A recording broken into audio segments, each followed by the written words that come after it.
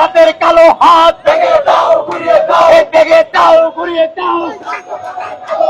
প্রিয় দর্শক, মেডিকেলের ম্যাথসের শিক্ষার্থীরা সকাল থেকেই মূলত শাহবাগ অবরোধ করে রেখেছে এবং মূলত তাদের যে 4 দফা দাবি, সেই 4 দফা দাবি পূরণ না হওয়া পর্যন্ত তারা এই শাহবাগ মোড় ছাড়বেন না, এমনটি দাবি করছেন। আপনাদের যদি 4 দফার কথা বলা হয়, 10ম গ্রেডের শূন্য পদে নিয়োগ, কর্মসংস্থান ও সরকারি বেসরকারি পর্যায়ে নতুন পদ সৃজন চায় তারা, এবং নতুন কোর্সের কারিকুলামের সংযোগ ও ইন্টার্নশিপ ভাতা চায়।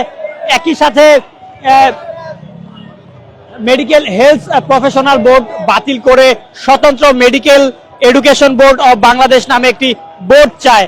এবং 4 দফায় যে দাবিটি তারা উত্থান করেছেন অর্থাৎ তুলে ধরেছেন, সেটি আন্তর্জাতিক মানদণ্ড ও বিএমএনডিসির প্রতীক ক্লিনিক বিষয়ে উচ্চশিক্ষার সুযোগ চায়। এবং এই দাবিগুলো নিয়েই মূলত শাহবাগ অবরোধ করে রেখেছে। দীর্ঘ 3 ঘন্টা পার হয়ে গিয়েছে এবং আপনারা দেখছেন এখানে কাফনের কাপড় পরেও অবস্থান করছে এবং এখানে শুয়ে রয়েছেন, সেই চিত্রটি আপনারা দেখছেন। এখানে কাফনের কাপড় এবং বিভিন্ন প্লে কার্ড নিয়ে তারা অবস্থান করছে এবং কিছুক্ষণ পর পর তাদের যেই দাবিগুলো, সেই দাবি নিয়ে স্লোগান দিচ্ছেন। মূলত এর আগেও দেখেছি আমরা তারা অবস্থান নিয়েছিলেন এবং যে তাদের যেই দাবিগুলো, সেই দাবিগুলোর কথা বলছিলেন।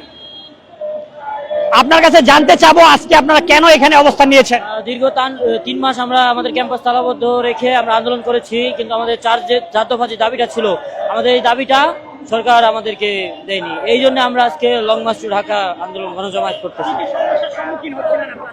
আমরা মনে করেন আমাদের যে 4টা দাবি ছিল, প্রথম দাবি হচ্ছে আমাদের ইন্টার্নশিপ বহাল চাই, দ্বিতীয় দাবি হচ্ছে আমাদের 10ম গ্রেড, তৃতীয় দাবি হচ্ছে আমাদের নিয়োগ নেই, আর চতুর্থ দাবি হচ্ছে আমাদের কোর্স কারিকুলাম ঠিক নেই। আমরা আমাদের এগুলা ঠিক চাই। ধন্যবাদ। দর্শক, শুনছিলেন একজন ম্যাথস শিক্ষার্থীর কাছে তাদের যেই সমস্যা এবং তারা কেন আজকে আসলে এখানে দাঁড়িয়েছেন। এবং আপনারা দেখছেন শাহবাগের পুরো চারপাশেই মূলত অবরোধ করে রেখেছে, যার কারণে কোনো যান চলাচল করতে পারছে না। আপনাদের জানিয়ে রাখি, এই শাহবাগ মোড় আসলেই বেশ কিছু সড়কের সংযোগস্থল রয়েছে, যার জন্য অনেক গুরুত্বপূর্ণ একটি সড়ক এই মোড়টি। এবং এখানে সকাল থেকে অবরোধ করে রাখার কারণেই আসলে আমরা দেখছিলাম যে পুরো চারপাশে মূলত গাড়ির যে একটা যানজট সৃষ্টি হয়ে গিয়েছে এবং গাড়ি চলাচল করতে পারছে না, যার জন্য এখানে জ্যাম। এবং একই সাথে এখানে আপনারা দেখছেন আইন শৃঙ্খলা রক্ষাকারী বাহিনী, তারাও সতর্ক অবস্থানে রয়েছে, তারাও কঠোর অবস্থানে রয়েছে যেন কোনো প্রকার বিশৃঙ্খলার সৃষ্টি না হয়। এবং আপনাদের জানিয়ে রাখি, ম্যাথসের শিক্ষার্থীরা মূলত সকাল থেকে এখানে অবস্থান করছিলেন এবং তাদের যেই 4 দফা দাবি, 10ম গ্রেডে শূন্য পদে নিয়োগ, কর্মসংস্থান ও সরকারি বেসরকারি পর্যায়ে নতুন পদ সৃজন চায় তারা, এবং একই সাথে মূলত ইন্টার্নশিপ চায় ও ইন্টার্নশিপের ভাতা চায়। এবং এই নিয়েই আসলেই সকাল থেকেই এখানে অবস্থান করছিলেন ম্যাথসের শিক্ষার্থীরা। এবং এই মুহূর্তে একজন শিক্ষার্থীর কাছে আমরা শুনবো এবং জানবো আসলে আপনারা এখানে কেন দাঁড়িয়েছিলেন, একটু বলবেন।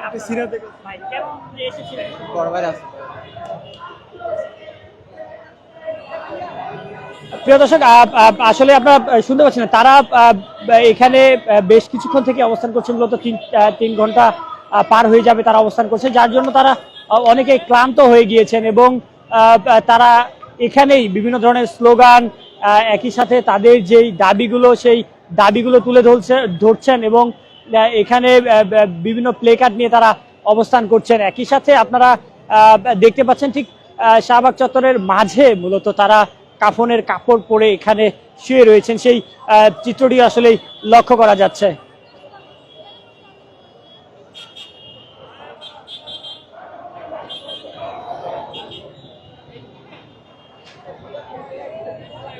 প্রিয় দর্শক, আপনাদের জানিয়ে রাখি, মেডিকেলের ম্যাথসের শিক্ষার্থীরা 4 দফা দাবি নিয়ে তারা আজ শাহবাগ অবরোধ করেছে সকাল 11টা নাগাদ এবং তারপর থেকেই তারা এখানে অবস্থান করে রয়েছেন, যার কারণে আসলেই পুরো সড়ক বন্ধ হয়ে রয়েছে, কোনো যান চলাচল করতে পারছে না।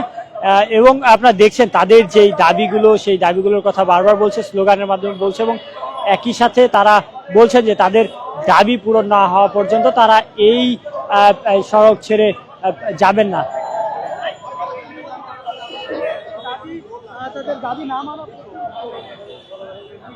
বা আপনার কাছে জানতে চাবো আপনাদের দাবিগুলো কি কি? আমাদের আমাদের 4 দফা দাবির মধ্যে প্রথম দাবি হচ্ছে আমাদের যে অনতিবিলম্বে আপনাদের যে কোর্স কারিকুলাম, ওই কোর্স কারিকুলাম সংশোধন করে অনতিবিলম্বে সেটা সংশোধন করার জন্য। আর হচ্ছে যে আমাদের নিয়োগ গত 16 বছর 12 বছরের ঊর্ধ্বে আমাদের নিয়োগ কার্যক্রম বন্ধ। আমরা ডিএমএফ জাতি আপনার 4 বছর একাডেমিক পড়াশোনা করি, তার পাশাপাশি 6 মাসে ইন্টার্নশিপ করি। 4.5 বছর পড়াশোনা করার পরেও আমাদের আপনার নিয়োগ বন্ধ কেন? ডিপ্লোমা সেক্টরে অন্যান্য কোনো জাতি নেই যাদের নিয়োগ এভাবে বন্ধ, যেমন মিডওয়াইফারি, নার্সিং এর বলেন বা আপনার ইঞ্জিনিয়ারিং বলেন, ডিপ্লোমা, সবার নিয়োগ চলমান, সবার সবকিছু চলমান, 10ম গ্রেড সহ সবাই খুব ভালোভাবে আছে। কিন্তু আমরা একমাত্র ডিএমএফ জাতি যারা কোনো সুখে নেই। এই যে দুঃখের কথা বলতে বলতে আমরা এখন ক্লান্ত হয়ে আমরা রাজপথে সবাইকে, সরকারকে আমরা বিভিন্ন মাধ্যমে জানাইছি, আপনার ডিসি অফিস, সিভিল সার্জন, এরপরে আপনার পুলিশের মাধ্যমে সবভাবে আমরা জানাইছি, কিন্তু সরকার থেকে আমরা কোনো রেসপন্স পাই নাই।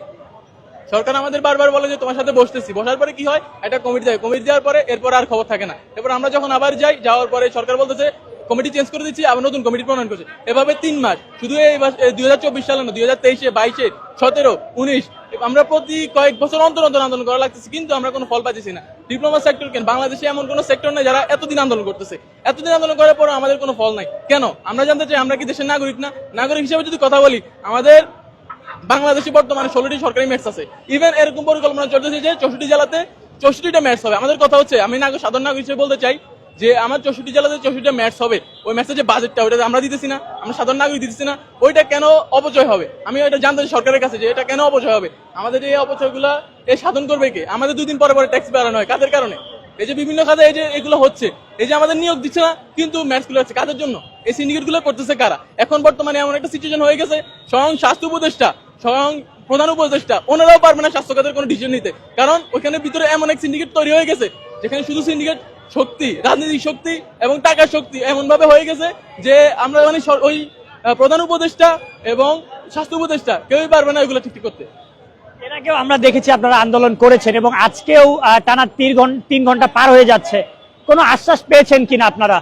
আশ্বাস বলতে আমাদের সাথে মিটিং এর কথা বলছে, এখন আমাদের প্রতিনিধিরা কয়েকজন মিটিং এ গেছে, ওনারা কি বলে আমরা শুনবো। আজ হয়তো ওনারা আমাদেরকে ফয়সালা করে দিবে যে আমাদের কি করবো, আমরা কি এখানেই আমাদের জীবন কি এখানেই শেষ, আমাদের ক্যারিয়ার কি এখানেই শেষ? আমরা যারা most of us come from middle class family, তো আমাদের একটা স্বপ্ন থাকে যে তাড়াতাড়ি সেটেল হওয়ার। তো সেটেল হওয়ার এই ক্ষেত্রে আমরা ডিপ্লোমা করি ম্যাক্সিমামই। এবার অনেকে আছে ধরেন আপনার এর সাথে আমাদের এসএসসি পাস করে বা এসএসসি পাস করে সবাই যায় আপনার সামরিক বাহিনীতে, কিন্তু আমরা মেডিকেলে অনেকে যাই, যেমন আমাদের অনেক ব্যাচমেট আছে যে মেডিকেল পরীক্ষা, কিন্তু মেডিকেল হয়তো সবসময় আপনারা জানেন লাখ ফেভার করা লাগে, একটু অনেক ব্রিলিয়েন্ট স্টুডেন্টরাও পায় না, কিন্তু লাখ ফেভার করা লাগে, লাখ ফেভার করলে হয়ে যায়। তো লাখ ফেভার করে না, ম্যাথসে আসছে মানুষকে সেবা দিবে এই উদ্দেশ্যে, কিন্তু সরকার বর্তমানে আমাদের এমন একটা সিচুয়েশন করে রাখছে যে আমরা কি করব, আমাদের কি হবে, সরকারের বিষয়ে কিছুই বলে না। প্রিয় দর্শক, একজন ম্যাথসের শিক্ষার্থীর কাছে শুনছিলাম আসলে তাদের যেই দাবি, সেই দাবির কথাগুলো, এবং বলছিলেন যে তাদেরকে বারবার মূলত আশ্বাস দেওয়া হয় কিন্তু তাদের সেটি পূরণ করা হয় না। এবং সরাসরি শাহবাগ থেকে আপনাদের দেখানোর চেষ্টা করছিলাম যে শাহবাগ পুরো সড়কের চারপাশে আসলে ম্যাথসের শিক্ষার্থীরা অবরোধ করে রেখেছে। মূলত টানা 3 ঘন্টারও বেশি সময় ধরে তারা এই শাহবাগ চত্বর অবরোধ করে রেখেছে, যার কারণে ইতিমধ্যেই যানজট সৃষ্টি হয়ে গিয়েছে। এবং একই সাথে এখানে আইন শৃঙ্খলা রক্ষাকারী বাহিনীও রয়েছেন যেন কোনো প্রকার বিশৃঙ্খলার সৃষ্টি না হয়। আপনাদের জানিয়ে রাখি, এর আগেও আমরা দেখেছি যে ম্যাথসের শিক্ষার্থীরা তারা মূলত তাদের দাবিগুলো নিয়ে রাজপথে এসেছিলেন এবং তারা সেখানে অবস্থান করেছিলেন। সেখান থেকে আজকে আবারও তারা এসেছেন এবং শাহবাগ চত্বরে তারা অবস্থান করছেন। মূলত আজকে বেলা 11টা নাগাদ তারা এখানে এসে তাদের এই অবস্থান কর্মসূচি শুরু করেন এবং তারপর থেকে এখন তারা সময় গেলেও আসলে তারা এখানে অবস্থান করছেন এবং তারা বলছেন তাদের প্রতিনিধি দল গিয়েছেন এবং গিয়ে কথা বলবেন এবং সেখান থেকে কি বার্তা আসছে এবং তারপর আসলেই তারা এখান থেকে নতুন কর্মসূচি ঘোষণা দিবেন কি বা এখানেই থাকবেন সেটি নিশ্চিত করবেন।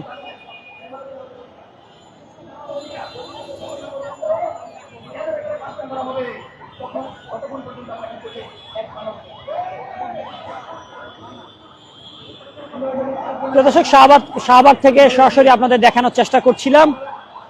পুরো শাহবাগ আসলেই শিক্ষার্থীরা এখানে অবস্থান করার কারণে কোনো যান চলাচল করতে পারছে না। আপনাদের জানিয়ে রাখি, শাহবাগ যে মোড়টি রয়েছে এটি অত্যন্ত গুরুত্বপূর্ণ একটি সড়ক, কারণ এখানে 4টি মূল সড়কের সংযোগস্থল রয়েছে। এই সংযোগস্থল বন্ধ হয়ে থাকার কারণে এখান দিয়ে কোনো যান চলাচল না করার কারণে আসলে চারপাশে একটি জ্যামের সৃষ্টি হয়েছে।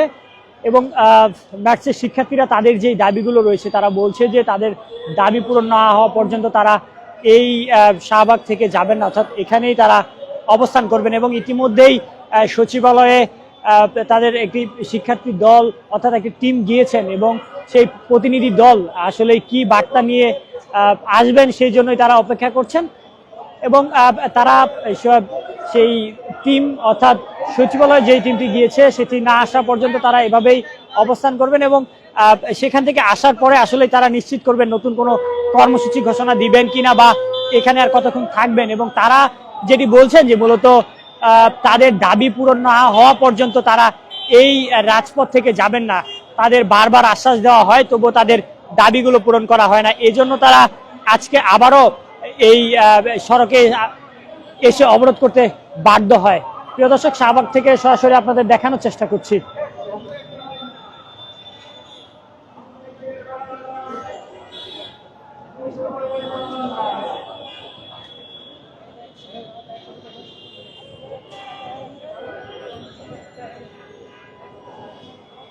প্রিয় দর্শক, আপনারা দেখছেন শাহবাগে ম্যাথসের শিক্ষার্থীরা তারা অবস্থান করছেন বেলা 11টার পর থেকে এবং তাদের যেই দাবিগুলো রয়েছে তারা মূলত 4টি দাবি নিয়ে এখানে অবস্থান করছেন এবং একই সাথে তাদের একটি প্রতিনিধি টিম ইতিমধ্যে সচিবালয় গিয়েছেন এবং সচিবালয় থেকে আসার পরেই আসলে তারা নতুন কোন পদক্ষেপ গ্রহণ করবেন কিনা বা কি করবেন সেটি নিশ্চিত করবেন। এবং আপনারা দেখছেন ইতিমধ্যে শিক্ষার্থীরা একটি গাড়ি আটকে দিয়েছে, মূলত আটক করেছে যেন এদিক দিয়ে কোনো গাড়ি চলাচল করতে আর না পারে, সেই চিত্রটি আপনারা দেখছেন।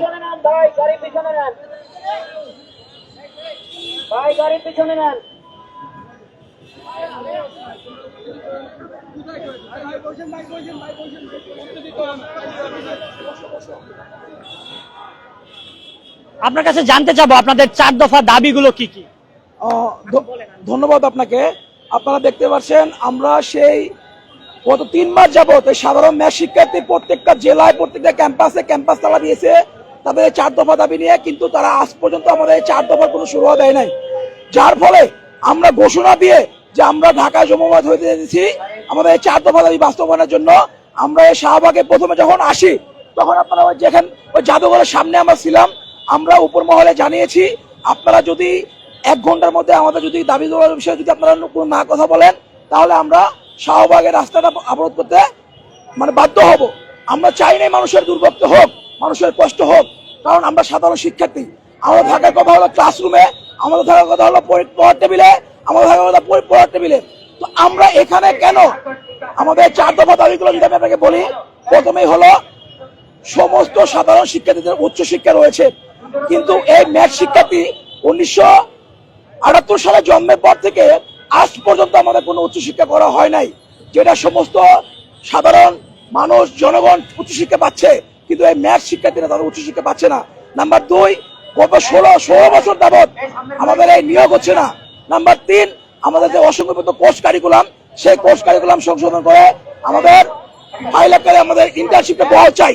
চতুর্থ হলো আমাদের যে একটা এলাইট ভোট করা হয়েছে সেই এলাইট ভোটকে ক্যান্সেল করে আমরা মেডিকেল এডুকেশন বোর্ড নামে আমরা স্বতন্ত্র একটা ভোট চাই, যার ফলে এই যে সাধারণ যে ম্যাথ শিক্ষার্থী, ইন্টার্ন, বেকার, ডিএমএফ তারা যেন একটা চাকরিতে ফিরতে পারে। আপনারা দেখেন গ্রাম অঞ্চলে ইউনিয়ন পর্যায়ে, উপজেলা পর্যায়ে, জেলা পর্যায়ে মানুষ স্বাস্থ্য সেবা পাচ্ছে না, আর আমরা 4 বছর মেডিকেলে পড়াশোনা করার পর বেকার হয়ে ঘুরতেছি। আমরা চাই, বর্তমান সরকারকে জানিয়ে দিতে চাই, প্রধানমন্ত্রীকে জানাই, আপনারা আমাদেরকে কমিউনিটি ক্লিনিক, ওয়ার্ড পর্যায়ে, ইউনিয়ন পর্যায়ে, উপজেলা পর্যায়ে আমাদের এই ডিএমএফদেরকে ভালোভাবে প্রশিক্ষণ দিয়ে মানুষের স্বাস্থ্য সেবা লাগিয়ে দেন। আমি মনে করি এতে বাংলাদেশের অসহায় এবং সাধারণ মানুষগুলো তাদের স্বাস্থ্য সেবাটা পাবে এবং এই সাধারণ ম্যাথ শিক্ষার্থীরাও তাদের একটা আয়কর বা তাদের একটা জব পাবে, যার ফলে সাধারণ মানুষও ভালো থাকবে, বেকার ডিএমএফরা ভালো থাকবে। এই বলে আমি আমার বক্তব্য শেষ করছি। দর্শক, শুনছিলেন একজন ম্যাথস শিক্ষার্থীর কাছে আসলে কতটা ক্ষোভ নিয়ে আজকে তারা এই শাহবাগে অবস্থান করছেন এবং শাহবাগে মূলত টানা 3 ঘন্টার বেশি হয়ে যাবে তারা অবরোধ করে রেখেছেন এবং তাদের দাবি পূরণ না হওয়া পর্যন্ত তারা এখান থেকে যাবেন না, এমনটিও দাবি করছেন।